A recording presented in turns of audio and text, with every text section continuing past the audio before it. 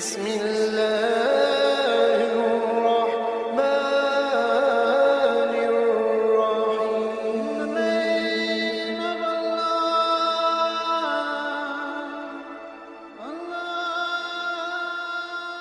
الرحيم. بسم اللہ الرحمن الرحیم.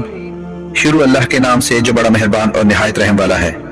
نور الدین ابو القاسم محمود زنگی سلطنت کے بانی عماد الدین زنگی کا بیٹا تھا، جس نے تاریخ میں بڑا نام پیدا کیا. ایک رات نماز تہجد کے بعد سلطان نور الدین زنگی نے خواب میں دیکھا کہ رسول کریم صلی اللہ علیہ وآلہ وسلم دو سرخی مائل رنگت کے آدمیوں کی طرف اشارہ کر کے سلطان سے کہہ رہے ہیں کہ مجھے ان کے شر سے بچاؤ. اگلے روز سلطان مدینہ منورہ روانہ ہو گئے.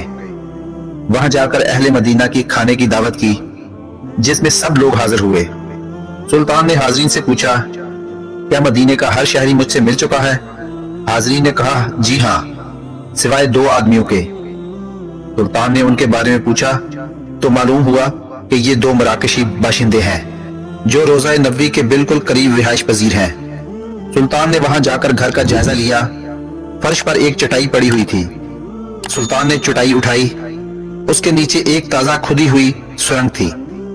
انہوں نے اعتراف کیا کہ وہ غیر مسلم ہیں اور ان کے حکمرانوں نے انہیں اس منصوبے پر حجاز بھیجا تھا کہ وہ کسی نہ کسی طرح رسول کریم صلی اللہ علیہ وآلہ وسلم کا جسد اقدس روضہ مبارک سے نکال کر لے آئیں، اور اب یہ ناپاک منصوبہ پایا تکمیل کو پہنچنے والا تھا.